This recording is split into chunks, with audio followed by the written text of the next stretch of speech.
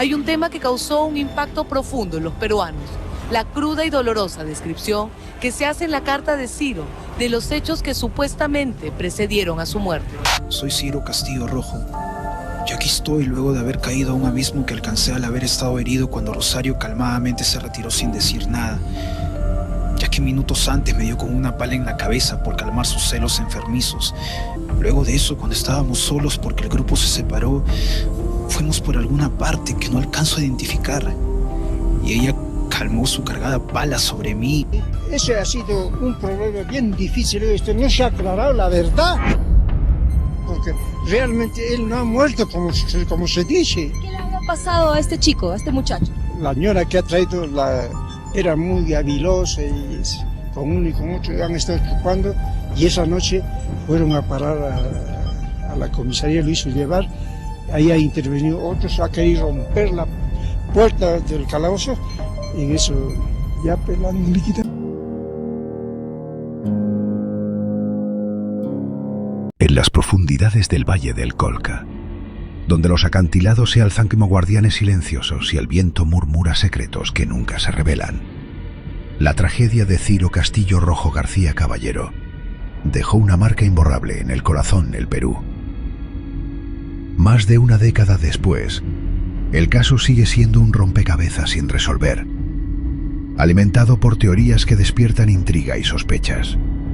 Testimonios que apenas se escucharon, una llamada que nunca se explicó, contradicciones que dividieron a un país, un cuerpo hallado en circunstancias extrañas y rumores que encendieron la indignación pública, mantienen viva la pregunta: ¿qué pasó realmente con Ciro? Adentrémonos en las sombras de este misterio que aún resuena en el cañón, explorando las teorías que han mantenido al Ángel del Colca en la memoria colectiva. Voces que el viento se llevó. En los pequeños pueblos de Madrigal y Chivay, los pobladores guardan recuerdos de los últimos momentos de Ciro y su novia, Rosario Ponce López, antes de que el Valle del Colca los envolviera en su enigma. Algunos contaron que Ciro, con su carisma natural, compartió chicha y charlas en una tienda local, riendo y conectando con la gente. Una lugareña protegida por el anonimato sugirió que Rosario parecía inquieta, apurada por seguir el camino, mientras Ciro disfrutaba del instante. Estas historias, recogidas por la fiscal María del Rosario Lozada, apenas encontraron eco en los medios nacionales. ¿Por qué se silenciaron? Algunos creen que los medios, cautelosos, evitaron alimentar rumores que pudieran complicar la investigación. ¿Qué no has derramado una lágrima en estos casi 150 días? Que tú me veas derramar una lágrima en televisión te va a parecer extraño, porque yo tengo una dignidad y no tengo por qué sentirme mal. Estamos llegando al hospital. 13 de abril, Rosario Ponce se encontraba en el Colca luego de 9 días. El padre de Ciro logra acercarse y preguntarle por su hijo. Rosario responde brevemente hasta que un policía pide que no se hagan más preguntas. Rosario, soy el papá de Ciro. Pues bueno, dormimos ya, ahorita. ¿Hace cuántos días que no lo ves a Ciro? Ya, ¿y dónde está? ¿A qué lado se dirigió? Han pasado 4 meses desde entonces. La historia en torno a la desaparición de Ciro ha dado muchos vuelcos. La versión de que Rosario había recibido ayuda de la policía se acrecienta, pues es inusual que un investigado tenga tanta protección. Si no, veamos cómo en la última diligencia en el Colca para reconstruir la ruta que siguió Ciro, se ve cómo los agentes que la custodian le piden a una reportera no hacerle más preguntas. Otros sospechan que estas voces no encajaban en la narrativa que pintaba a Rosario como sospechosa. Lo cierto es que estos relatos, que podrían haber iluminado los últimos pasos de la pareja, quedaron como susurros atrapados en las grietas del cañón, dejando más preguntas que respuestas. La llamada que sembró dudas. Mientras Rosario estaba perdida en el Colca, entre el 4 y el 13 de abril de 2011, su celular no permaneció en silencio. Envió mensajes y realizó al menos 10 comunicaciones, contradiciendo su relato inicial de estar incomunicada, atrapada en un paisaje desolado sin señal ni esperanza. La fiscalía investigó estas llamadas, pero nunca reveló quiénes fueron los destinatarios ni qué decían los mensajes. ¿Eran simples pedidos de auxilio o escondían algo más? La falta de transparencia desató un torbellino de especulaciones. Algunos teorizaron que Rosario ocultó información clave, mientras otros creen que las autoridades guardaron silencio para protegerla del escrutinio público o evitar un caos mediático. Esta es una investigación reservada. Tú has sentido que tu vida está en peligro, por eso no has continuado. ¿No has escuchado, señorita? No, es que hemos estado lejos. Reservada. Esta llamada misteriosa se convirtió en un símbolo de las piezas faltantes del caso, único que resuena sin una explicación clara, alimentando la desconfianza de quienes buscaban la verdad. Contradicciones que encendieron el fuego. Rosario Ponce, la única sobreviviente, se encontró en el ojo de la tormenta. Su relato sobre lo sucedido en el Colca cambió con el tiempo, sembrando dudas que polarizaron al Perú. Primero afirmó que Ciro la dejó el 4 de abril para buscar ayuda, incapaz de verla sufrir por la falta de comida y agua. Más tarde, añadió detalles confusos, como luces extrañas, que Ciro habría ido a investigar, perdiéndose en la noche. En entrevistas, como una en Cuarto Poder, su risa nerviosa, al decir se cayó, mientras hablaba de la tragedia, indignó a muchos que vieron en ella una falta de empatía. No tiene la culpa de que ahorita me quieran denunciar, de que me estén denunciando por asesinato. Él no tiene la culpa de eso. Él sufrió un accidente en la montaña. Y eso fue, creo que, terrible. Eso fue muy terrible, ¿no? Al final, ¿se cayó? ¿Se cayó? O algo más oscuro. La División de Delitos de Alta Tecnología de la policía descubrió que Rosario eliminó fotos de su cámara, incluidas imágenes de la pareja que sugerían la posible presencia de un tercero, como Víctor Cabrera, su exnovio, apodado Shrek. Aunque no se comprobó, esta acción levantó sospechas.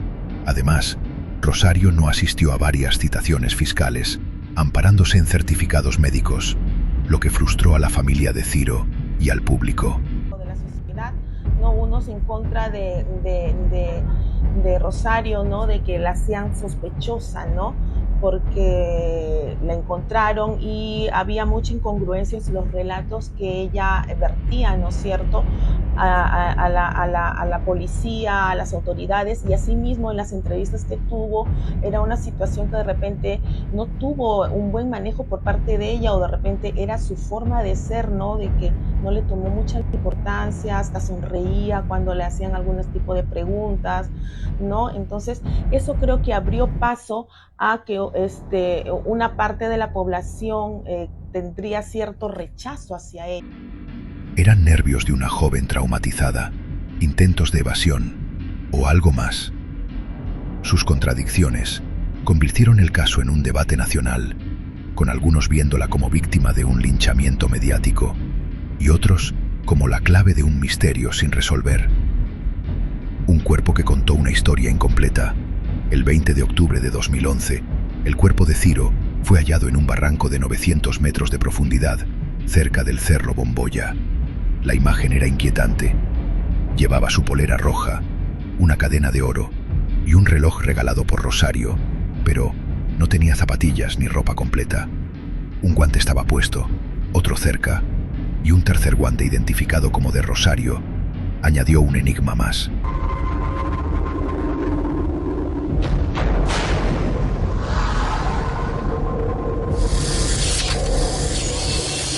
Más de 100 fotografías inéditas. Una decena de prendas y accesorios que Ciro Castillo Rojo usó en sus momentos más críticos. Lo sorprendente es que hay una cantidad de este tipo de muestra significativa que no son de él. Por primera vez sale a la luz el peritaje forense que se practicó al cuerpo y a la ropa del joven universitario. Esta parte es lo que nosotros llamamos el pulpejo del dedo. Se ha sacado del cadáver y se ha colocado en una solución para que se hidrate y esté hidratada y después pueda servir para tomar una huella digital luego. A continuación, un completo análisis del pantalón, el polo, la casaca, los guantes, las medias y el reloj de Rosario Ponce. Todo ha sido estudiado, todo menos las zapatillas que hasta hoy permanecen inubicables y que según los expertos, Ciro podría haber llevado puestas hasta el momento de su muerte. Esta tiene que haber estado con zapatilla.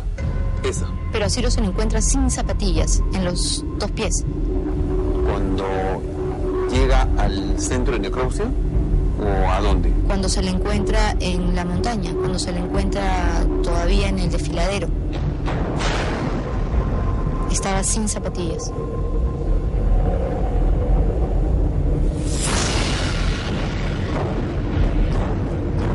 Para usted es sospechoso que su hijo haya aparecido sin zapatillas y que sus medias estén en ese estado. Por supuesto, es sumamente llamativo. Entonces fue colocado después y a lo mejor ya en estado de semi-momificación, en fin, trasladado. Además, les mostramos los cabellos que se recogieron de las prendas de Ciro Castillo Rojo y que misteriosamente no son compatibles con la cabellera de su ex enamorada. Y si no es de la cabeza de Rosario, ¿de quién es? Claro, por eso es que también debieron haberse recogido muestras de los lugares donde típicamente descansan los muchachos que hacen esa caminata. Por lo que se ha visto no son 1 o 2, sino son bastantes, más abundantes, y que en términos concretos podrían significar la presencia de una tercera persona en el escenario del crimen. Esto corroboraría la hipótesis que presenté yo desde un inicio, en que habían cómplices.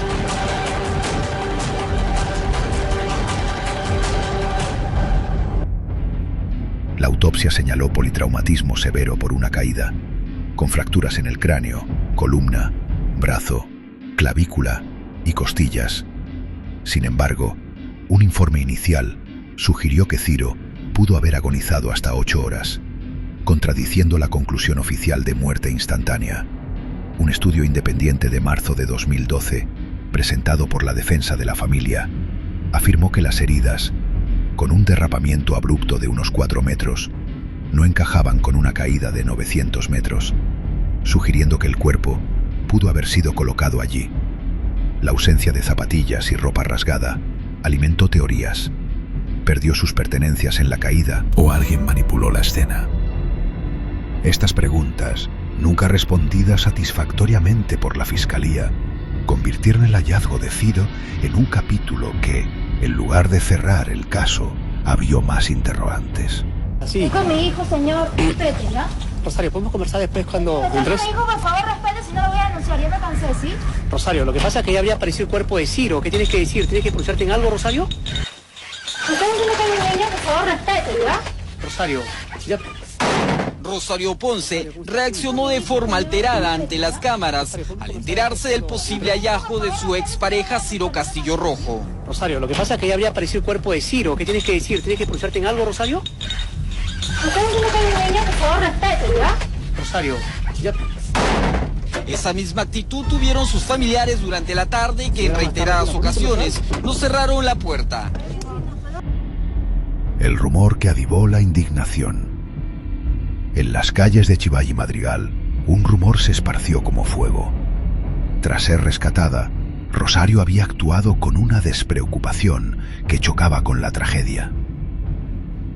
Algunos afirmaron que socializó con rescatistas o policías, incluso que fue vista en actitudes relajadas mientras el Perú lloraba a Ciro. Su aparición en un desfile benéfico en noviembre de 2011, sonriendo junto a modelos en un evento público, fue un golpe para el doctor Ciro Castillo Rojo Salas, quien la calificó de enfermiza y grotesca. Aunque no hay pruebas de que Rosario estuviera tomando con policías, este rumor reflejó la furia pública ante su comportamiento. Era una joven intentando seguir adelante tras un trauma o una fachada para desviar sospechas. Sin evidencia sólida, la teoría permanece como un eco de la frustración colectiva, un recordatorio de cómo la percepción puede superar a los hechos en un caso tan cargado de emociones. Teorías que alimentaron la imaginación. Más allá de los rumores, otras hipótesis han rondado el caso, aunque ninguna ha sido comprobada. Una sugería que Ciro fue víctima de un sacrificio ritual por parte de pobladores, una práctica sin sustento en el Colca moderno. Otra apuntaba a mineros que lo habían capturado para rituales relacionados con la extracción de oro. Una idea desmentida por la falta de evidencia. Una teoría más audaz, rechazada por la Fiscalía, aseguraba que policías en Madrigal lo detuvieron y asesinaron tras una supuesta denuncia de Rosario por agresión. Incluso el doctor Castillo Rojo, al recibir una llamada el 4 de abril, donde se oían autos, dudó inicialmente si Ciro llegó al Colca. ¿Ocupada? ¿Asustada? En ese momento sí. ¿Escuchabas a Ciro? ¿Hablaste con Ciro? No hablé con Ciro, pero Ciro, escuchaba la voz de Ciro que le decía cosas a ella. ¿Cómo qué? Así empieza el relato de Efraín Matos, la pieza que faltaba para terminar de armar un desordenado rompecabezas de suposiciones, verdades a medias y silencios que la propia Rosario Ponce se ha encargado de complicar aún más después de la entrevista que hace una semana concedió en exclusiva a Punto Final. ¿Tenías, Rosario, en algún momento durante los días que estuviste sola y perdida en el Colca, celular? ¿Tenías, o en todo caso, señal para comunicarte? No tenía batería. ¿Por qué Rosario dijo que no tenía batería? No lo sé. Pero eso es una mentira, porque te llamó por teléfono y mandó mensajes. Bueno, solo ella podría decirlo, ¿no? No tenías batería, era imposible hablar por teléfono. Señal ahí en el Colca. Siempre la comunicación fue a través del teléfono de Rosario. Claro. En los últimos 7 días, Efraín Matos dejó de ser un estudiante más de la Universidad Agraria para convertirse en el personaje más buscado de la semana. Solo él podía llevarnos a la verdad y entender qué tanto oculta Rosario Ponce López. ¿Tú crees que él está vivo? Como te digo, no es necesario ver para creer. Efraín es la última persona con la que Rosario y Ciro conversaron antes de separarse en el Valle del Colca. Y si hoy decide enfrentarse a una cámara de televisión, es porque está dispuesto a contar todo lo que sabe. Porque fue él quien recibió los mensajes que su amiga envió los días en que supuestamente estaba incomunicada. Yo estoy concediendo esta entrevista primero porque quiero que cese el acoso de la prensa a mi casa, a mi familia, y para aclarar ciertas versiones que están saliendo como si fueran mías, que no son ciertas. Este nuevo capítulo sobre la misteriosa desaparición de Ciro Castillo Rojo se empezó a escribir el domingo 15 de mayo, cuando Rosario Ponce López rompió por fin su silencio y, lejos de esclarecer las dudas que existen y desvanecer ese halo de sospechas que hasta ahora le envuelve, su actitud fría y aparentemente despreocupada no hizo más que generar nuevas interrogantes. Pero por momentos, en la soledad, ¿te quiebras? ¿Lloras? No. Pero sin duda, lo que más llamó la atención fue la respuesta a la pregunta sobre el famoso celular. Era extraño que de pronto la enamorada de Ciro Castillo Rojo confesara que los días que estuvo perdida no tenía batería para comunicarse. Todas estas ideas, alimentadas por el vacío de respuestas, fueron descartadas por las autoridades, pero muestran cómo la falta de claridad dio pie a especulaciones que aún resuenan en foros y conversaciones. Un caso que no encuentra paz. El caso de Ciro Castillo fue archivado en 2013 como un accidente, pero las teorías persisten como sombras en el Colca.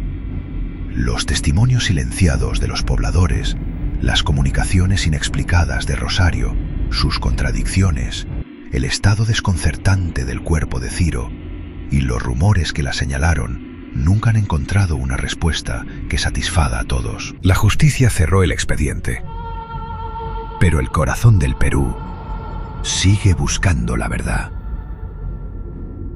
Ciro, conocido como el Ángel del Colca, es un recordatorio de las preguntas que se resisten a desaparecer, de los secretos que el cañón guarda celosamente. ¿Cuál de estas teorías te intriga más? ¿Crees que algún día sabremos qué pasó?